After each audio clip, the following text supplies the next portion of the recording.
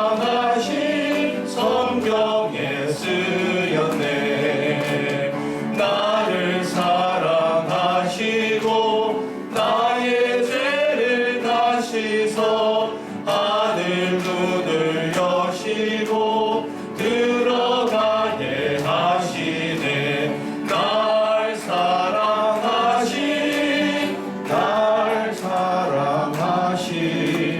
날 사랑하신 성경에 쓰였네. 내가 연약할수록 더욱 귀히 여기사 높은 보좌 위에서 낮은 나를 보시네. 날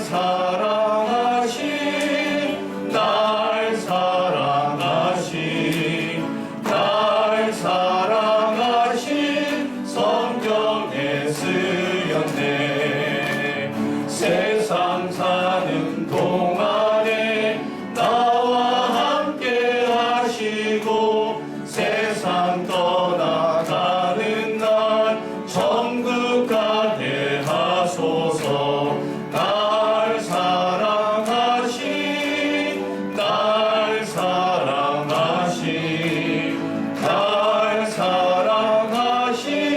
성경에 쓰였네.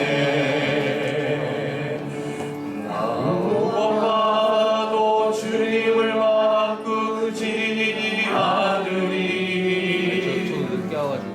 다른 어떤 은혜 구하지 않으리.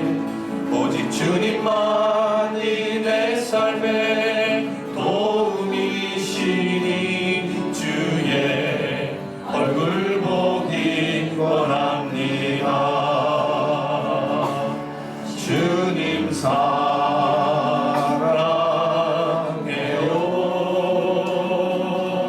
온 마음과 정성 다해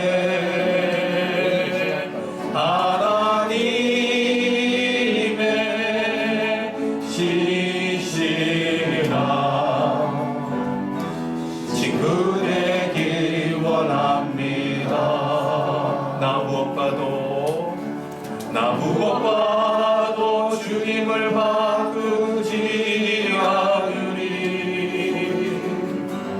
다른 어떤 은혜 구하지 않으리. 오직 주님만이 내 삶의 도움이시니 주의 얼굴 보기 원합니다. 주님 사랑해요. 온 마음과 정성 다해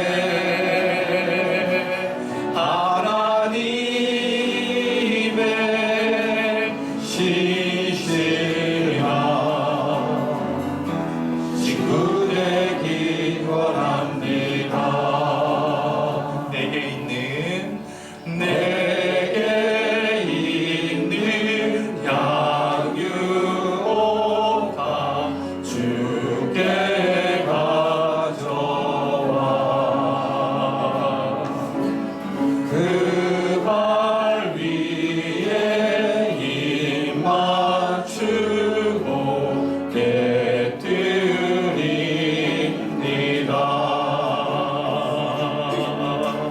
나를 위해 험한 산길 오르신 그 말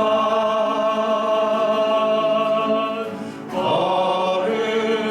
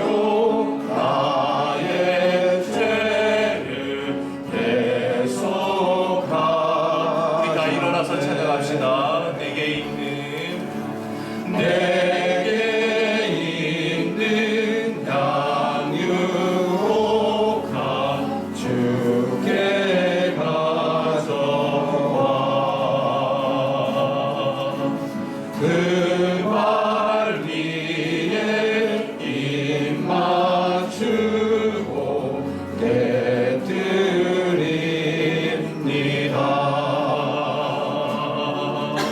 주님 다시 이 땅 위에 임하실 그때 주의 크신 사랑으로 날 받아주소서.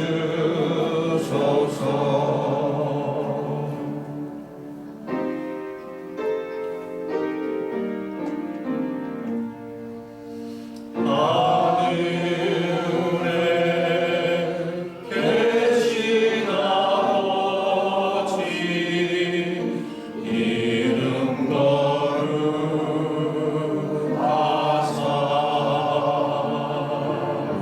주님 나라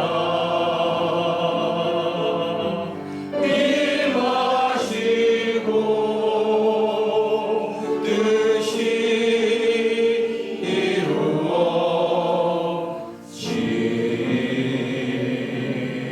이루어지다. 일용할 양식 주시고 우리들의 근죄 다 용서하옵시고 또 시험에 들게 마시고 악에서 구원하소서. 대개 주의 나라 주의 권세 주의 영광 영원히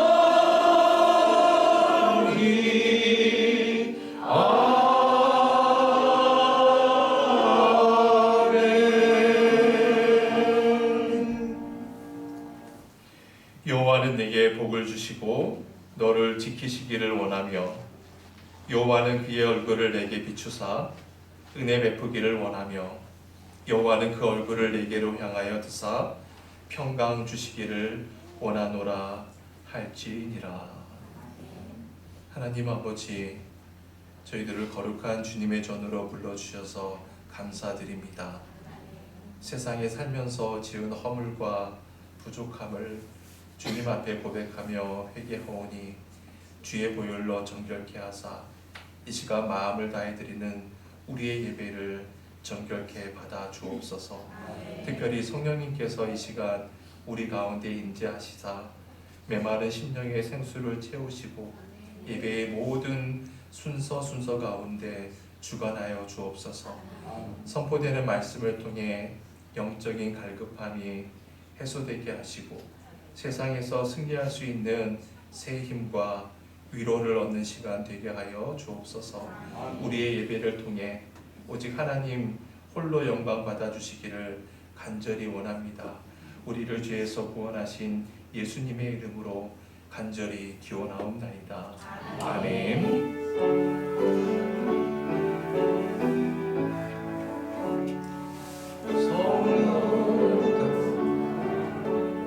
29장 성도여 다 함께.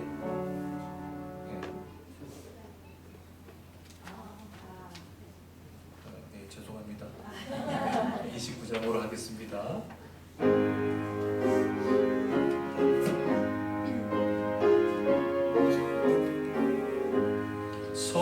성도여 다 함께 할렐루야 아멘. 주 찬양하여라 할렐루야 아멘. 주 보좌 앞에서 택하신 은혜를 다 찬송하여라 할렐루야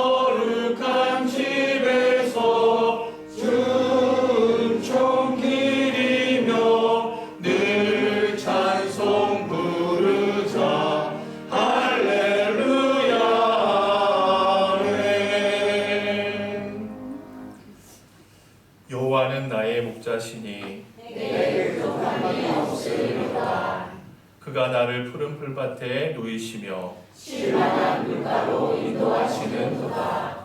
내 영혼을 소생시키시고 자기 이름을 위하여 그의 길로 인도하시는도다.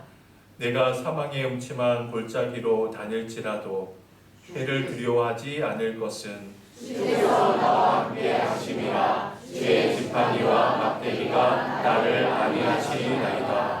주께서 내 원수의 목전에서 내게 상을 차려 주시고 기름을 내 머리에 부으셨으니 내 잠이 넘치나이다.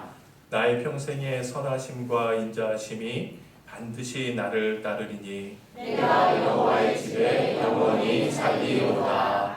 아멘. 나는 전능하신 아버지 하나님 천지의 창조주를 믿습니다. 나는 그의 유일하신 아들 우리 주 예수 그리스도를 믿습니다. 그는 성령으로 잉태되어 동정녀 마리아에게서 나시고 본디오 빌라도에게 고난을 받아 십자가에 못 박혀 죽으시고 장사된 지 사흘 만에 죽은 자 가운데서 다시 살아나셨으며 하늘에 오르시어 전능하신 아버지 하나님 우편에 앉아 계시다가 거기로부터 살아있는 자와 죽은 자를 심판하러 오십니다. 나는 성령을 믿으며 거룩한 본교회와 성도의 교제와 죄를 용서받는 것과 몸의 부활과 영생을 믿습니다. 아멘.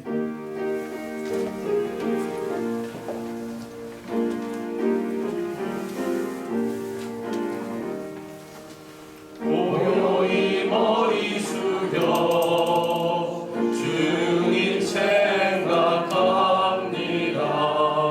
머리로 들 것 없이 고생하신 예수님 쉴 곳을 주시오니 깊이 감사합니다. 고요히 머리 숙여 하루 생각합니다. 지은 죄만 싸우나 용서하여 주시고 주님의 은총 속에 견디시게 하소서.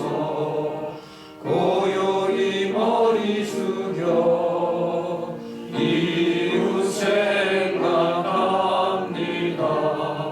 슬픔과 괴로움 중에 시달리는 사람들 하늘의 평강으로 고이 감싸 주소서. 고요히 머리 숙여 나를 생각합니다. 고난 몸 잠이 들어 깨어나지 못할 때 주님의 품 안에서 안식하게 하소서. 아멘.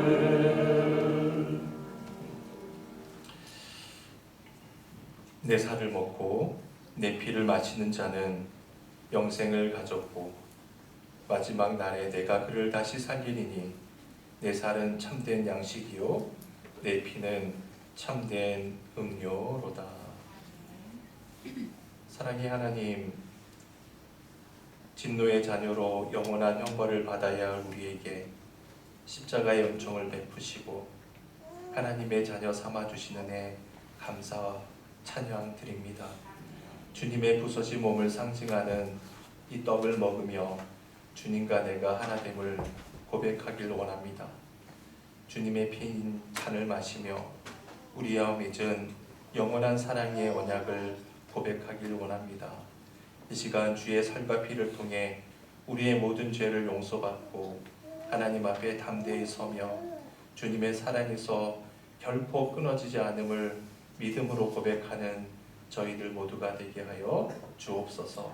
이제 주님의 살과 피를 들어 축사하오니 이 성만찬을 통해 그리스도의 생명으로 충만해지며 하나님의 뜻을 온전히 깨달아 좌로나 우로나 치우치지 않고 전심으로 결단하는 복된 시간 되게 하여 주옵소서. 예수님의 이름으로 축사하며 기도드리옵나이다. 아멘.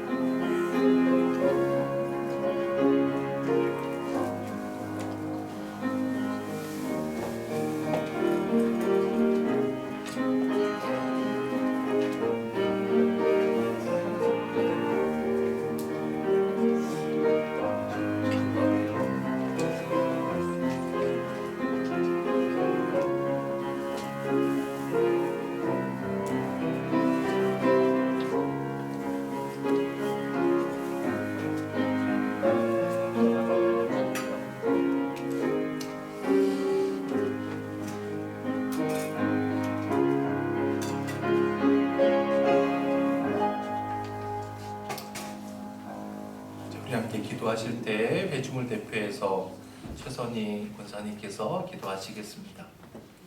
사랑과 은혜가 충만하신 주님, 지난 한 주간의 평안을 허락하심을 감사드립니다.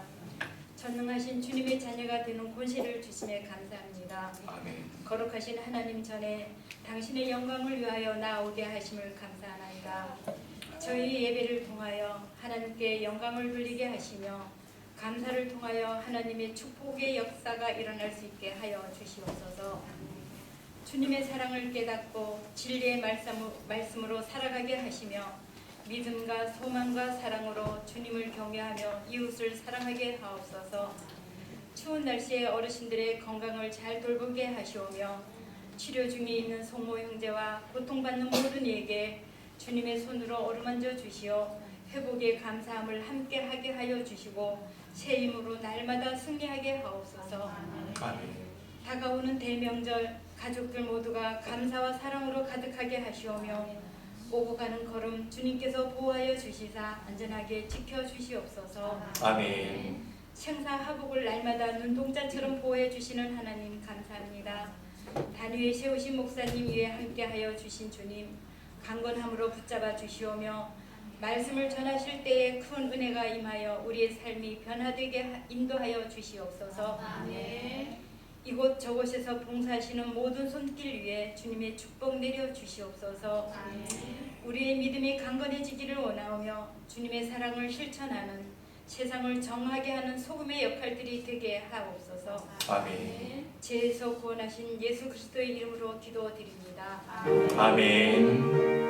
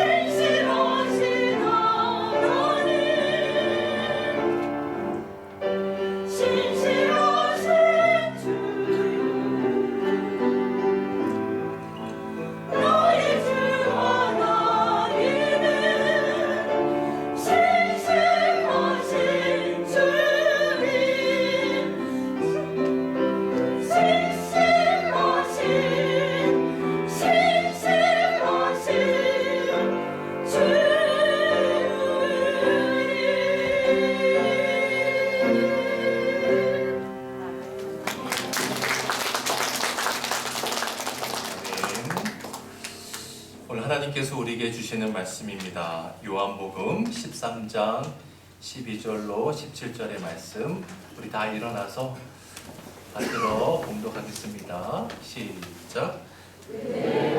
씻으신 후에 옷을 입으시고 다시 앉아 그들에게 이르시되 내가 너희에게 행한 것을 너희가 아느냐? 너희가 나를 선생이라 또는 주라 하니 너희 말이 옳도다. 내가 그러하다. 내가 주와 또는 선생이 되어 너희 발을 씻었으니 너희도 서로 발을 씻어주는 것이 옳으니라. 내가 너희에게 행한 것 같이 너희도 행하게 하려 하여 오늘 보였노라. 내가 진실로 진실로 너희에게 이르노니 종이 주인보다 크지 못하고 보냄을 받은 자가 보낸 자보다 크지 못하나니 너희가 이것을 알고 행하면 복이 있으리라. 이는 하나님의 말씀입니다. 아멘. 여러분, 사랑이 격식을 뛰어넘는 것이기는 하지만 그렇다고 해서 격식을 도외시하는 것은 결코 아닙니다. 오히려 사랑하기 때문에 필요한 격식을 더 진실한 마음으로 갖추게 됩니다. 예를 들어서 서로 사랑해서 부부가 되기로 약속했다고 해서 그날부터 당장 방을 얻어 동거를 시작하는 것은 아닙니다. 사랑하기 때문에 동거하기 전 결혼식이라고 하는 격식을 갖추게 됩니다.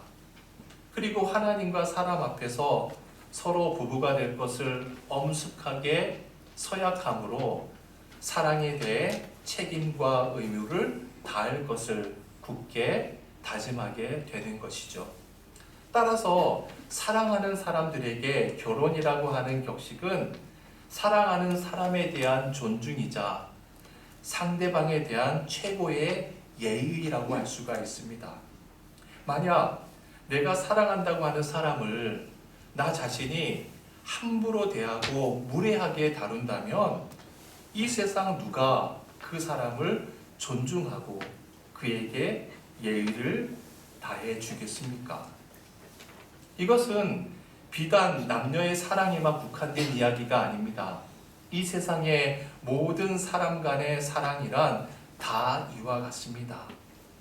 자식이 부모를 사랑하기 때문에 부모에게 예의를 다하고 부모도 자식을 사랑하기 때문에 함께 격이 없이 뒹굴지만 자식에 대한 품위를 잃지는 않습니다.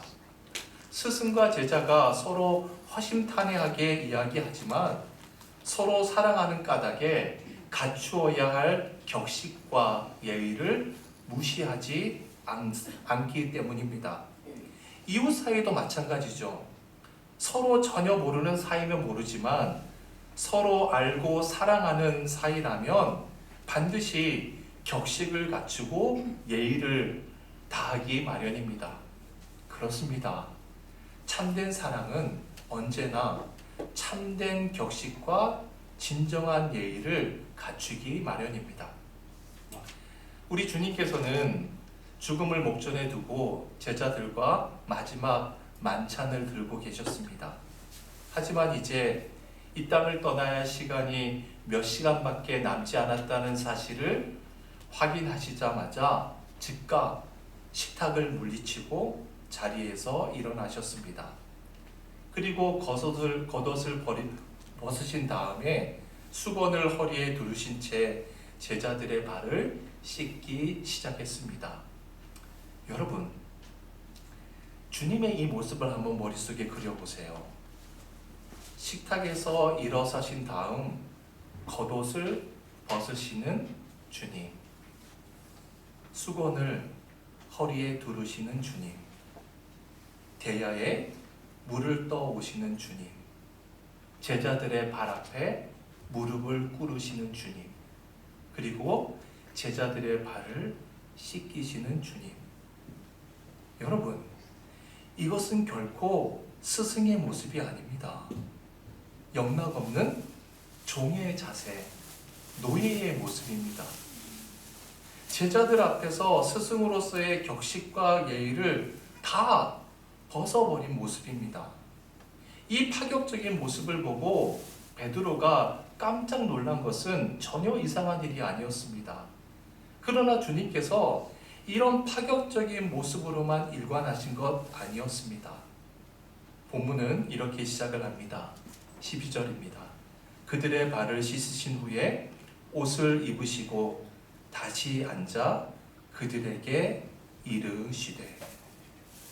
주님께서는 제자들의 발을 다 씻기신 후에 바닥에 꿇은 김에 그냥 바닥에 주저앉아 말씀하신 게 아니에요. 수건을 허리에 두른 김에 그냥 그대로 겉옷을 벗고 속옷 차림으로 그냥 편하게 말씀하시지 않았습니다. 주님께서는 자리에서 다시 일어나 허리에 두르신 수건을 풀어서 정돈하신 후에 겉옷을 다시 입으셨습니다. 즉 의관을 정제하고 본래 당신이 앉으셨던 그 자리로 돌아가서 정좌하신 뒤에 비로소 입을 여셨습니다. 여러분, 왜 주님께서는 다시 스승으로서의 격식과 예의를 갖추셨을까요? 이유는 하나입니다. 제자들을 사랑하시기 때문이었습니다. 사랑하는 제자들에게 지금부터 하실 말씀이 너무나도 중요한 까닭이었습니다.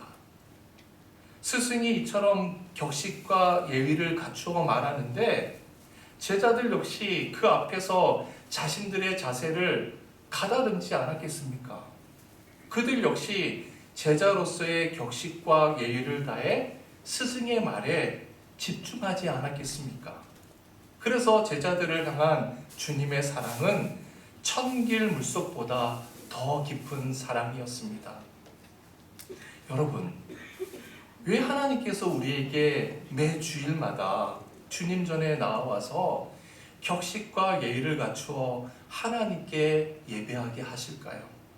그것 또한 말할 수 없이 우리를 사랑하시기 때문입니다.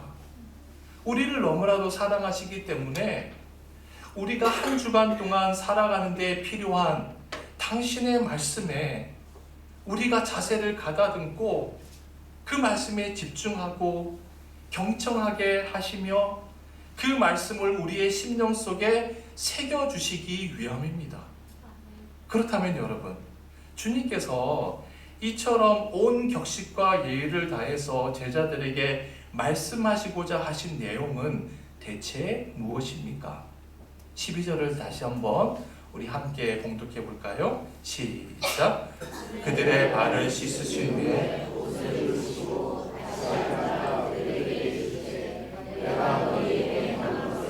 너희가 아느냐. 자, 주님께서는 조금 전에 베드로의 발을 씻기면서 베드로와 여러 말을 주고받았잖아요. 주님께서 베드로에게 하신 말씀은 사실 제자들 모두에게 하신 말씀이었습니다. 그런데 여러분, 주님께서는 제자들에게 당신께서 말씀하신 것을 알고 있느냐라고 묻지 않았습니다. 뭐라고 물으셨죠? 내가 너희에게 행하는 것, 내가 너희에게 행한 것, 주님께서 행하신 것, 그것을 바로 알고 있느냐라고 묻고 계시는 겁니다. 그리고 주님께서는 계속해서 이렇게 말씀하세요. 13절, 14절입니다. 시작! 너희가 나를 선생이라 부르는 사람이 너희 발이 옳도다. 내가 그러하다. 내가 주와 부르는 선생이 되어 너희 발을 씻었으니 너희도 서로 발을 씻어주는 것이 옳으니라. 스승 되신 주님께서 발을 씻긴 제자들이 그저 그 발 씻김의 의미와 이유를 규명하고 해석하는 것만으로 그친다면 그것은 결코 옳은 일이 아닌 겁니다. 그 의미를 알았다면 서로가 서로를 위해서 서로 발을 씻겨주는 것이 옳은 일이라고 주님께서는 단언하셨습니다. 그리고 다시 한번 더욱 분명하게 말씀하십니다. 15절입니다. 시작! 내가 너희에게 행한 것 같이 너희도 행하게 하려 하여 본을 보였노라. 주님께서 죽음을 목전에 두고 옷깃을 다시 여미시며 격식과 예의를 다해서 제자들에게 강조하시고자 하신 마지막 말씀은 주님을 본받아 행하라는 거였습니다. 주님을 본받아 행하라. 그렇다고 해서 아무렇게나 마음 내키는 대로 행하라는 것이 아닙니다. 주님께서 행하신 것처럼, 주님께서 너희들의 발을 씻겨주신 것처럼 너희도 이같이 행할 것을 강조하고 계십니다.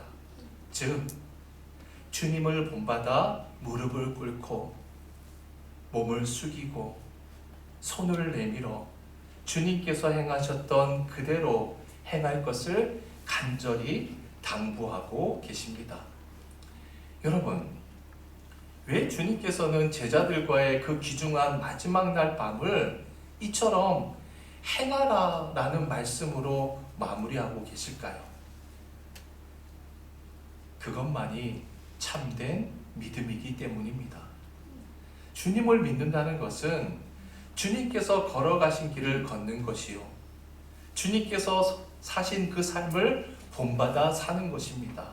따라서 주님을 본받는 행함이 배제된 믿음은 참된 믿음일 수가 없습니다. 여러분, 예수님에게는 여러 명의 동생들이 있었어요. 예수님 자신은 성령으로 동정녀 마리아에게서 태어났지만 어머니 마리아와 요셉 사이에서 태어난 동생들이 여러 명 있었죠. 그 중에서 신약 성경에 구체적으로 여러 번 이름이 언급된, 그리고 신약 성경 중 한 권의 책을 쓴 예수님의 동생이 있었습니다. 그가 누구죠?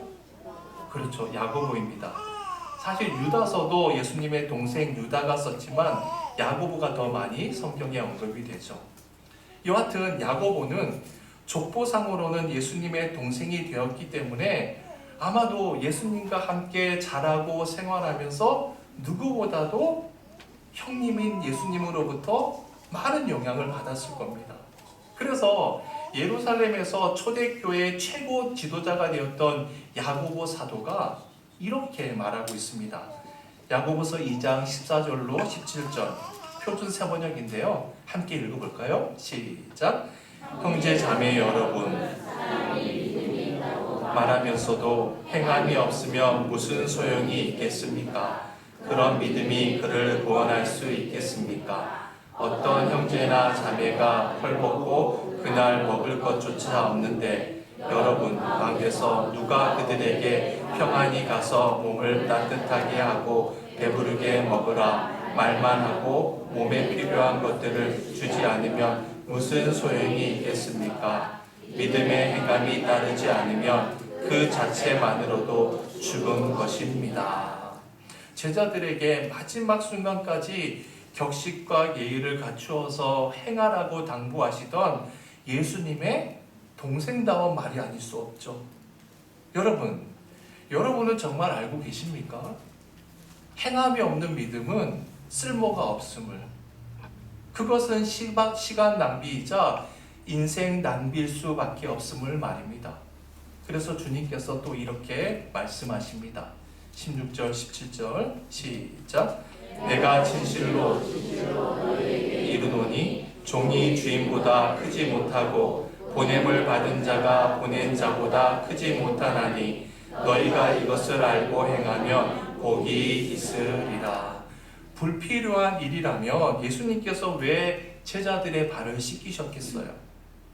무익한 일이라면 예수님께서 우리에게 당신을 본받아 행하라고 왜 하셨겠습니까? 우리의 주인이시오 스승 되시는 주님께서 행하라고 하신 일이라면 그것은 정말 값지고 가치 있는 일임에 분명한 겁니다. 따라서 주님의 종이요 제자요 그분의 보내심을 받은 우리에게 그분을 본받아 살아가는 것보다 더 복된 삶은 있을 수가 없습니다. 자, 그러면 주님께서 몸소 본을 보이시고 우리로 하여금 주님을 따라 행하라 명령하시는 것, 즉 서로 발을 씻겨주라는 것은 구체적으로 무엇을 행하는 것일까요? 옛날 이스라엘 사람들은요, 그 이스라엘 사람들이 신는 신발은 거의 다 샌들이었습니다. 그보다 어려운 사람들은 그냥 맨발로 다녔겠죠. 샌들을 거의 신고 다녔습니다. 그래서 길을 걷고 나면 발이 먼지로 더러워지기가 일쑤였습니다. 따라서 발을 씻겨준다는 것은 상대방의 더러움과 허물을 씻어주고 가려주는 일일 수 있습니다. 또한 먼 길을 걸으면 발이 가장 피곤하죠. 고단합니다. 그때 시원한 물로 발을 씻으면 금세 정신이 듭니다. 따라서 상대방의 발을 씻어준다는 것은 삶에 지치고 피곤한 사람을 위로하고 격려하는 행위일 수 있습니다. 신학적으로는 세례와 관련하여 회개의 뜻일 수도 있습니다. 하지만 그것이 무엇을 의미하든 상대방의 발을 씻겨주기 위해서는 어떻게 해야 되죠? 상대방의 발 아래에 무릎을 꿇지 않으면 안 되는 것이 중요합니다. 즉, 종의 자세와 마음을 취하지 않고서는 불가능합니다. 주님께서는 주님을 본받아 서로 발을 씻어주라는 것은 이처럼 서로 상대방을 우러러 섬기는 삶을 살라는 것이었습니다. 하지만 사람들은 누구나 자기 중심으로 자기 마음대로 살기를 원해요. 그래서 다른 사람, 그 발 아래 무릎 꿇는 마음으로 그를 섬기며 산다는 것은 대단히 곤혹스러운 일로 여깁니다. 그러나 주님께서는 그처럼 사는 삶이 복된 삶이라고 말씀하고 있습니다. 도대체 어떻게 그런 삶이 복된 삶일 수 있을까요? 우리가 타인을 섬기기 위해서 타인의 발 앞에 무릎을 꿇을 때 우리의 발 앞에서 무릎을 꿇고 친히 우리의 발을 씻겨주고 계시는 그 주님을 구체적으로 만날 수 있기 때문입니다. 우리가 낮고 낮은 마음으로 누군가를 섬길 때 주님께서는 우리를 도구 삼아 그 사람을 변화시키기 때문입니다. 하지만 여러분, 다는 아닙니다. 주님께서도 12명의 제자의 발을 다 씻어줬지만 그 중에 한 사람, 누구죠? 가룟 유다. 가룟 유다는 발 씻김을 받았지만 결국 예수님을 배반하지 않았습니까? 우리가 사람의 발을 씻겨주는 섬김의 삶을 살았음에도 불구하고 그 사람들 가운데 우리에게 참담한 배신감만을 되돌려주는 사람 있을 수 있습니다. 그러나 절망할 필요 없습니다. 왜냐하면 그 결과를 다 주님께 맡기면 됩니다. 중요한 사실은 내가 사람의 발을 씻겨주는 섬김의 삶을 살 때 내가 무릎 꿇은 그 낮고 낮은 곳에서 주님을 만날 수 있다는 사실입니다. 여러분 꼭 기억하십시오. 주님을 만나는 곳은 절대로 사람의 머리 위가 아닙니다. 언제나 사람의 발 아래입니다. 오직 그곳에서만 주님을 구체적으로 만날 수 있습니다. 그곳에서 나를 향한 그분의 사랑을 확인할 수 있습니다. 제가 2주 전에 말씀을 전할 때 신학교 4학년 때 전도사 사역을 처음 시작했던 이야기를 말씀드렸죠. 전도사 사역을 처음 시작했던 곳은 서울 강남구의 대치동이었습니다. 거기에 교회가 있었어요.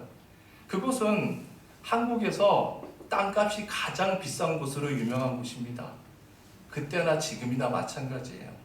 교인들 수준도 정말 특별했던 것 같아요. 1998년 당시에 우리나라에 IMF가 들어왔잖아요.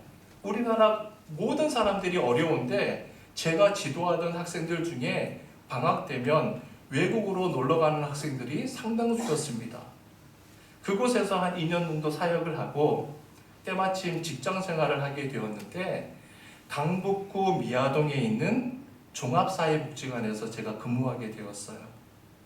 그리고 복지관에 딸린 구세군 교회 들어보셨죠? 구세군 교회에서 제가 한 3년 정도 주일학교 학생들을 섬기게 되었습니다. 그때 당시에 제가 가르치던 어린이들 중에 가난한 집 아이들이 참 많았어요. 실제로 아이들이 사는 그 집을 방문해 보면 되게 단칸방에 사는데 단칸방에 5명, 6명 식구들이 사는 집이 되게 많았습니다. 근데 세수할 공간도 없는 거예요. 그러니까 예전에 사역하던 강남의 교회와 수준 차이가 체감상 한 100배는 되는 것 같았습니다. 여름 성경학교가 열렸을 때였어요. 마지막 날 밤 결단의 예배 시간에 오늘 본문 말씀에 근거한 제자들의 발을 씻기신 그 주님을 본받아서 이른바 세족식을 하게 되었습니다. 전등을 다 끄고 촛불을 딱 켜놓은 다음에 교사들과 함께 차례로 들어오는 아이들을 의자에 앉혀놓고 발을 씻겨 주었습니다. 처음에는 장난기 어린 웃음을 띠고 들어온 아이들이 일단 발을 씻겨주기 시작하면 모두가 엄숙한 표정이 되었습니다. 그런데 아이들 중에 특히 가난한 집 아이들이 의자에 앉아서도 선뜻 발을 내어놓지 못하는 거예요. 왠지 아시겠죠? 평소에 단칸방에 살면서 제대로 된 욕실이 없어서 샤워는커녕 발을 씻을 수 없었기 때문에 냄새도 나고 때도 많기 때문이었습니다. 저는 그 아이들의 발을 대야에 넣고 정성스럽게 때를 밀어 주었습니다. 그런데요, 사람의 발에 어떻게 이렇게 많은 때가 낄 수 있을까 싶을 정도로 때가 푹푹 밀리는 거예요. 제가 때밀이로 한 게 아닌데 손으로 미는데도 때가 푹푹 밀리는 겁니다. 그때마다 가난한 아이들이 한결같이 흐느끼며 우는 겁니다. 발을 씻기는 내내 제 손등위로 아이들의 눈물이 뚝뚝 떨어집니다. 그 눈물을 보며 저도 얼마나 많이 울었는지 몰라요. 아이들의 눈물과 제 눈물이 섞어서 아이들의 발을 씻겨 주었습니다. 발을 다 씻긴 다음에는 아이들을 제 가슴으로 꼭 끌어안고 함께 울면서 기도를 드렸습니다. 여러분, 그 뜨거운 가슴을 무엇으로 어떻게 표현할 수 있겠습니까? 이제 세월이 너무 많이 흘러서 그 아이들의 이름도 얼굴도 다 잊어버렸습니다. 하지만 아무리 세월이 흘러도 한 가지만은 잊지 못합니다. 그날 그 아이들의 발 아래에서 만난 우리 주님을 말입니다. 그곳에서 주님께서 보여주신 그 감동의 역사를 잊지 못합니다. 주님께서 친히 저와 함께 아이들의 발을 씻겨 주었던 겁니다. 사랑하는 여러분, 주님께서는 오늘도 당신의 격식을 갖추시고 스승의 예의를 다해서 우리를 향해 간곡히 당부하고 계십니다.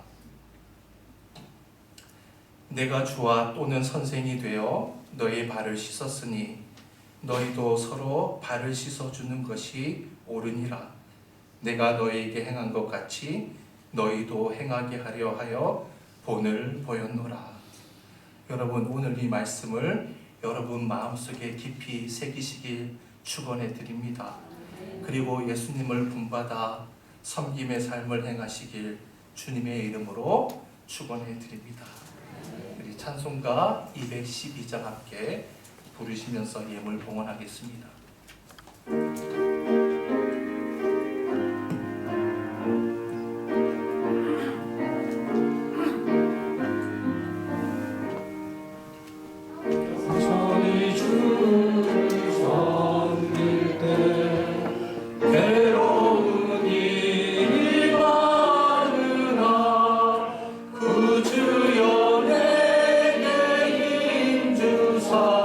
잘 감당하게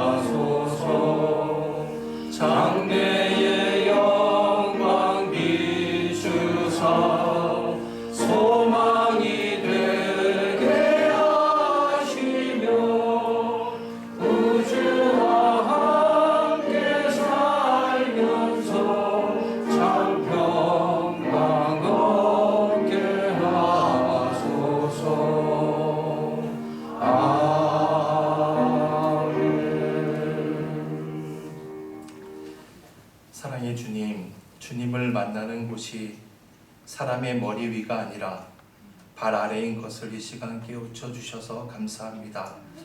그렇기에 이 시간 나를 사랑하시는 주님께서 주님을 본받아 발 아래에 거하라고 나에게 신신당부하며 주시니 더더욱 감사드립니다.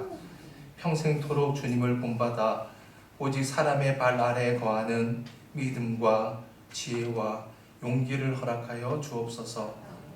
설령 나에게 참담한 배신감을 안겨주는 사람이 있다 할지라도 그것 때문에 지켜야 할 자리, 있어야 할 자리를 포기하는 어린 석은 자가 되지 않게 도와주옵소서.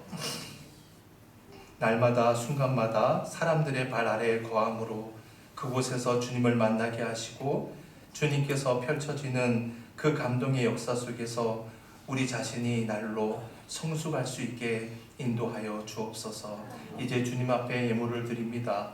11조 감사, 주일원금, 선교, 신방감사 이 예물 위에 우리의 최선의 삶도 함께 바쳐드리오니 주님께서 우리 성도들의 직장과 사업과 일터 위에 범사 위에 은총을 더하여 주옵소서. 또한 물질로 헌신하는 성도들의 삶에 어려움과 근심, 시험이 없도록 주님께서 복의 복을 더하여 주옵소서. 모든 은혜 감사드립니다. 예수 그리스도의 이름으로 축복하며 기도드리옵나이다. 아멘.